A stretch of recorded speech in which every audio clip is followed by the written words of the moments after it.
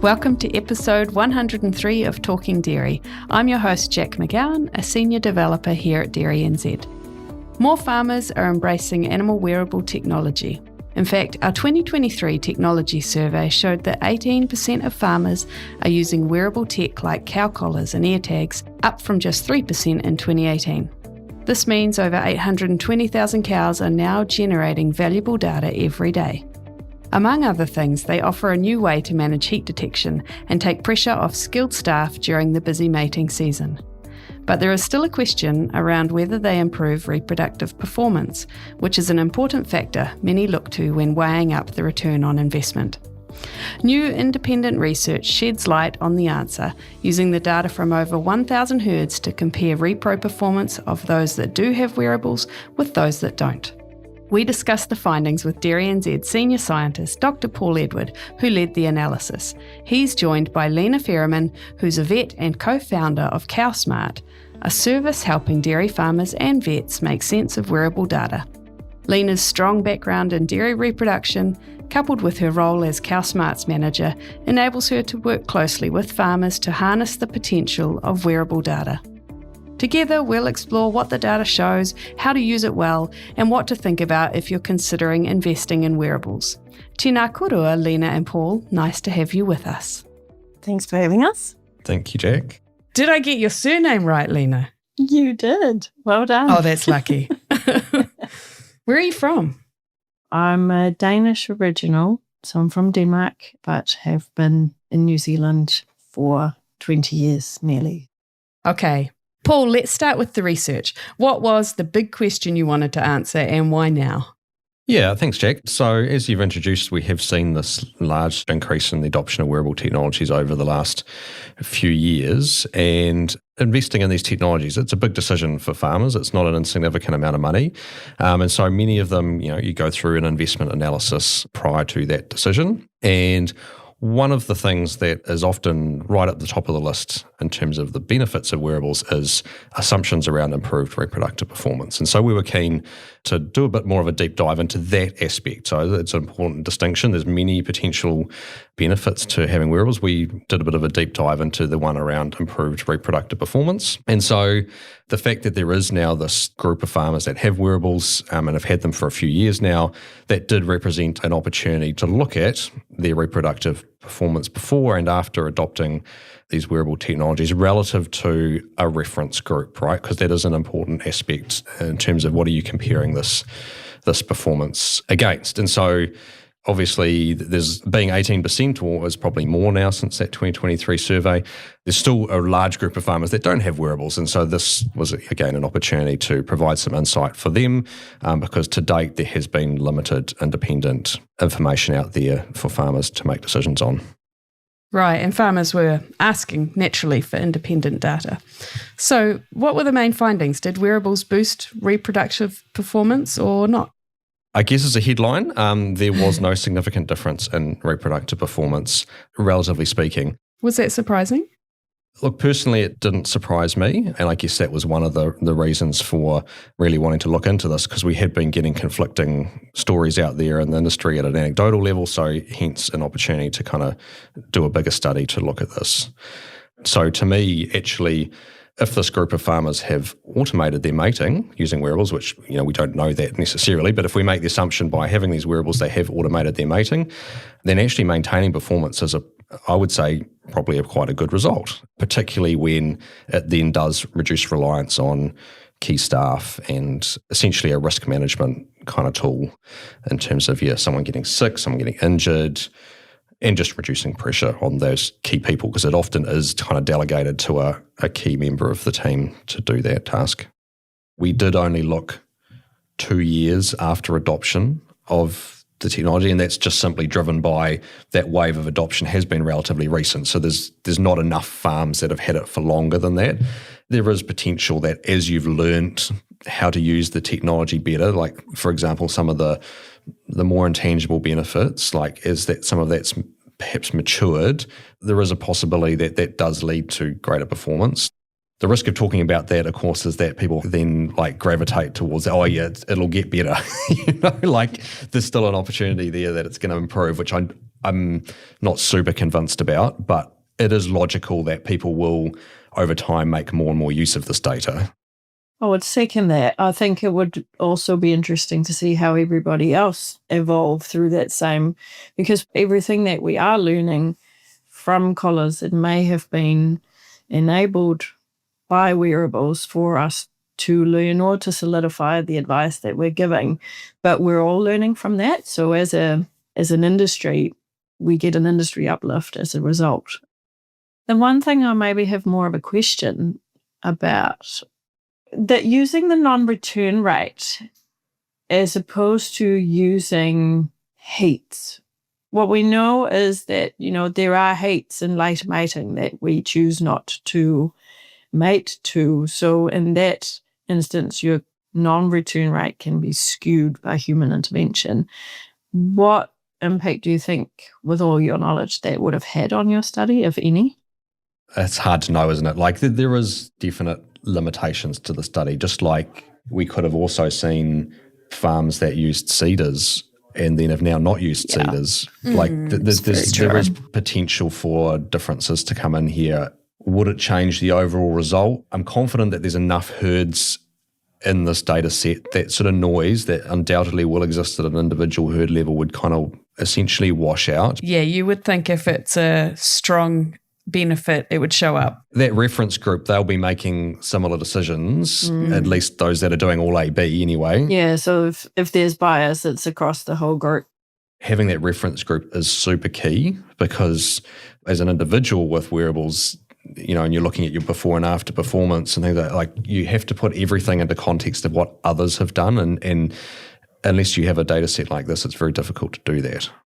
And I think it's just important to capture that farming is a complex science, really, and there's a lot of things involved that produce the outcome, whatever that outcome may be. Wearables is now a technology that is able to report back on certain aspects of certain sciences that are involved in farming, and it's learning how to adopt that and introduce that into all the other aspects of the operation.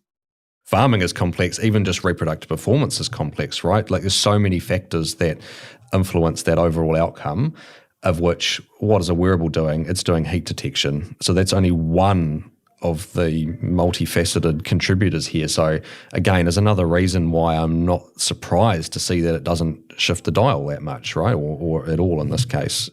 I totally agree with the point that as an industry, we're all learning, and the availability of this data gives us that opportunity to learn, and some of those learnings can be applied to farms that don't have wearables, right?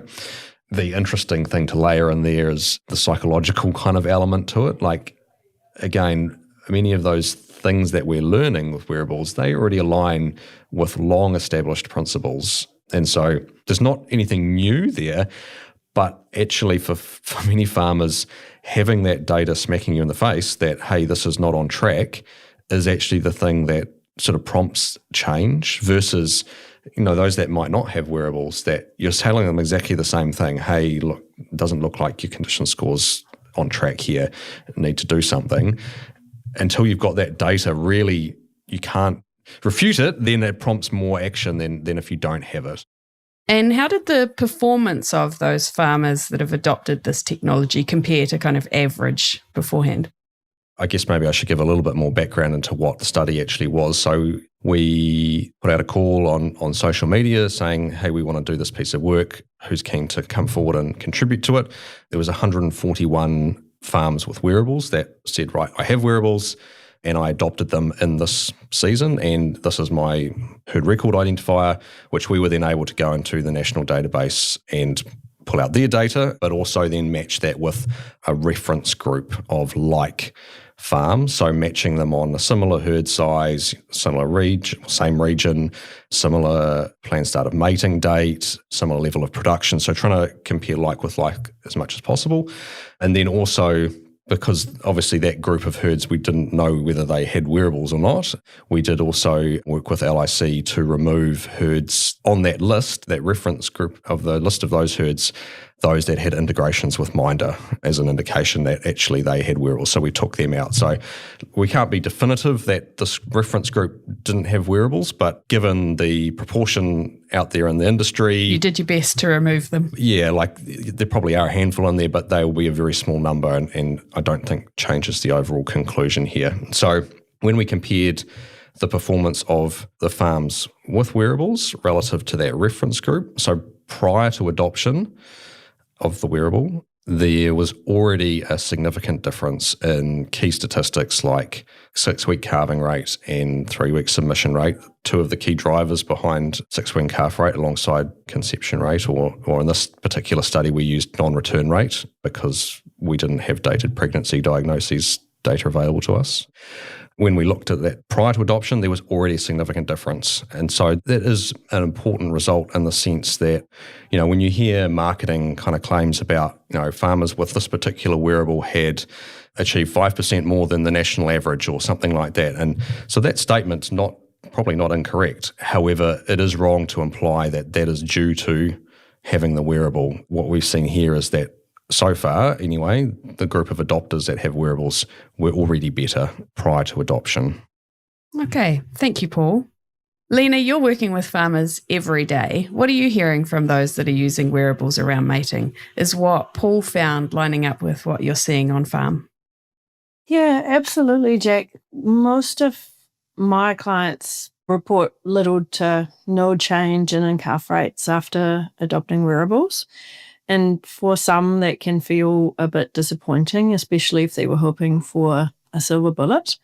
But for others, it's actually what prompts them to get in touch and to ask, okay, so what else can we do to move the needle? Of course, we do hear about the odd unicorn, herds that see a big lift after switching to wearables, but usually that's because heat detection wasn't working well beforehand. So in those cases, the tech is replacing something that was not working well, not just enhancing what was already good. So how does it replace the thing that wasn't working well? What, in your experience, wasn't working well?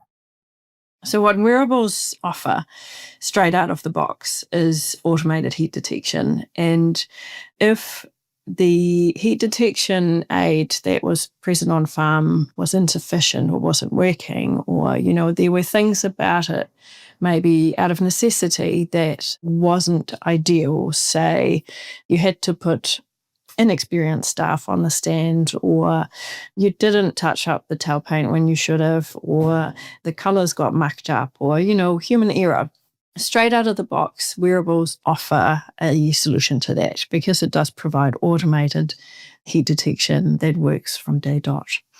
To answer your question, it's replacing the need for human intervention in terms of the heat detection to a degree. Okay, thank you, Lena. And as Paul said, the study showed that farmers that used wearables were already doing well before they started. Paul, did you notice if it helped those who were struggling with reproductive performance?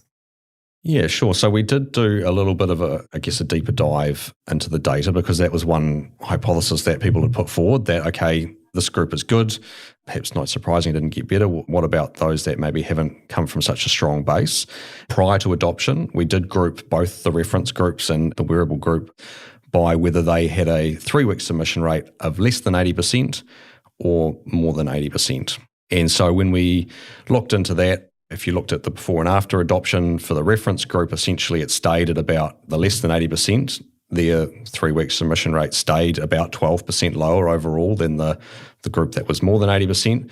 For wearable herds, that remained fairly similar as well. So I think it was 10% in year 1, and it may have decreased very slightly in year 2 down to like 7% or something like that, but not strong evidence there that there was a big gain to be made from that group. And looking at non-return rate, there was no significant difference between any of those groups either. So from this data set anyway, not any clear evidence of that. I mean, there were clear evidence of other things going on within the data set. For example, one of the things we had to contend with was an increase in mating length, right? So that was very clear in the data set that the first year after adopting wearables, there was a group that immediately went to full AB mating.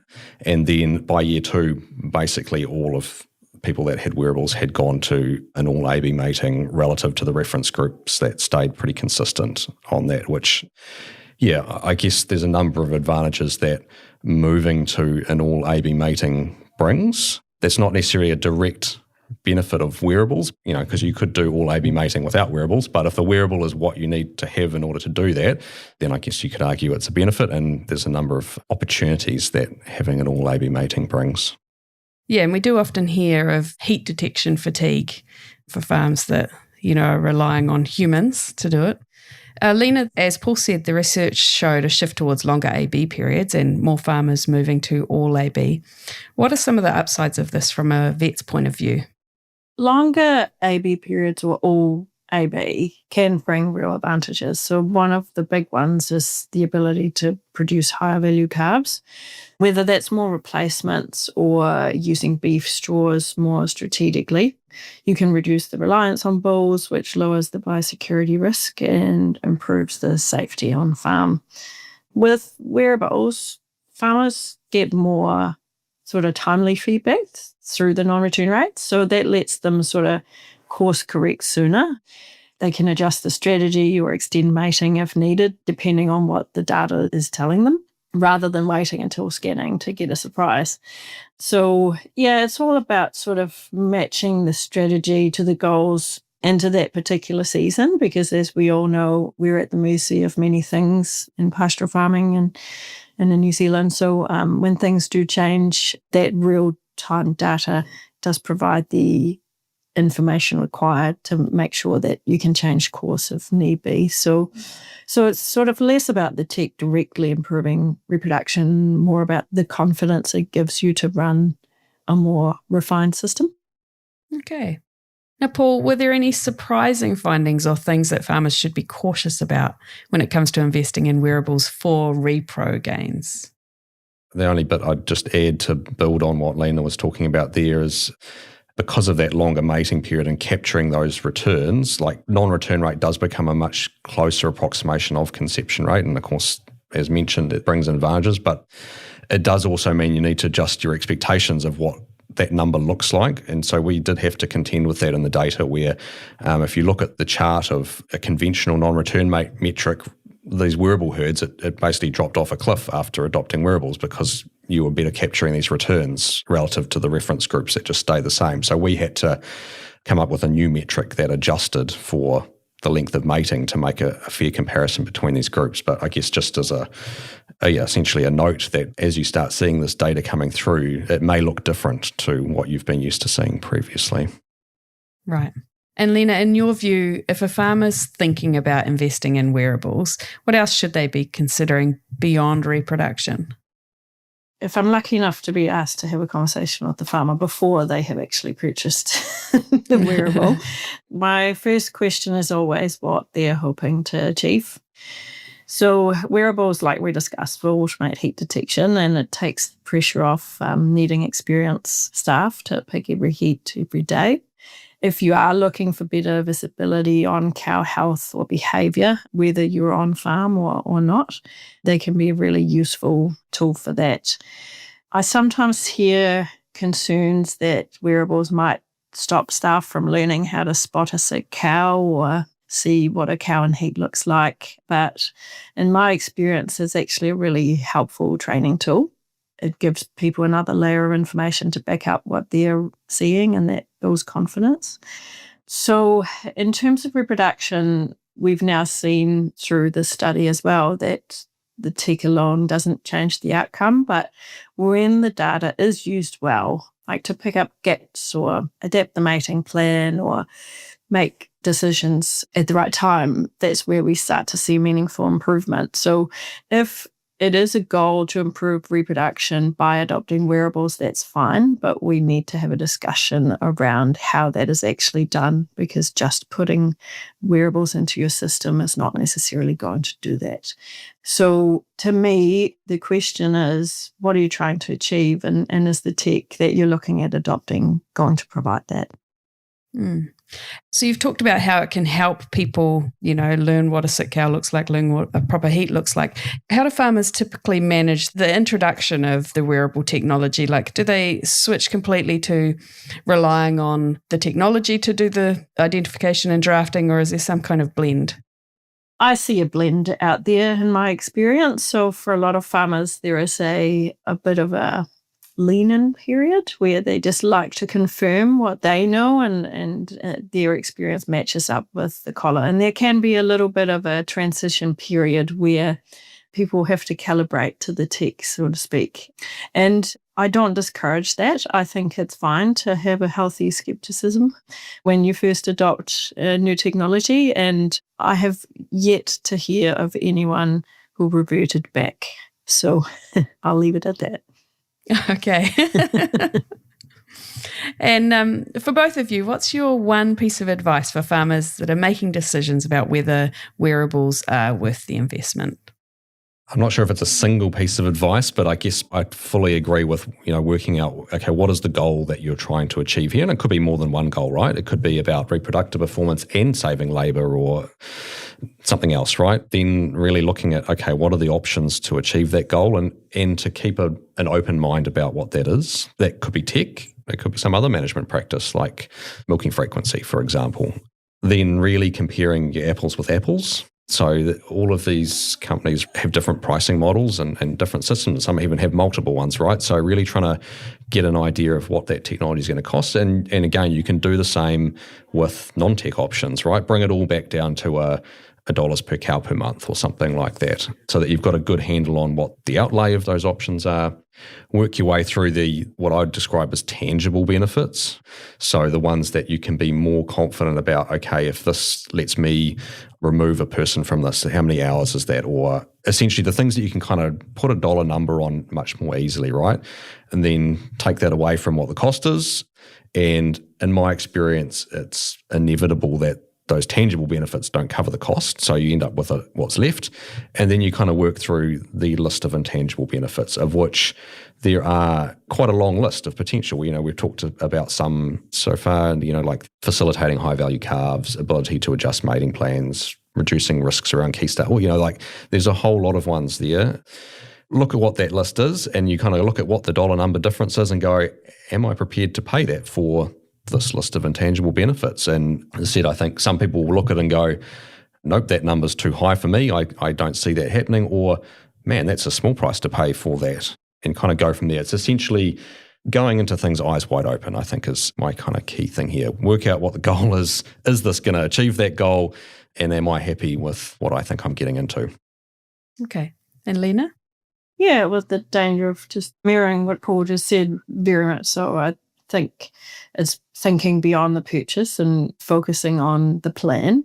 And if you go in with that mindset, not just what it is, but how you are going to use it, how your people are going to use it, I think you'll set yourself up to get the most out of that investment. Every farm is different, and the real power of wearables comes when the data starts answering the questions that you care about, whether that's improving repro or lifting team confidence or catching problems earlier, or it could be that you just want an app to run your cars.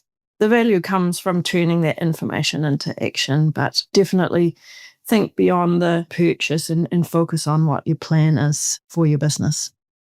Okay, thank you both very much. That's it for today's episode. So what did we learn? The data shows that wearables don't automatically lift your reproductive performance, but they don't harm it either. And for many farmers, that's a win.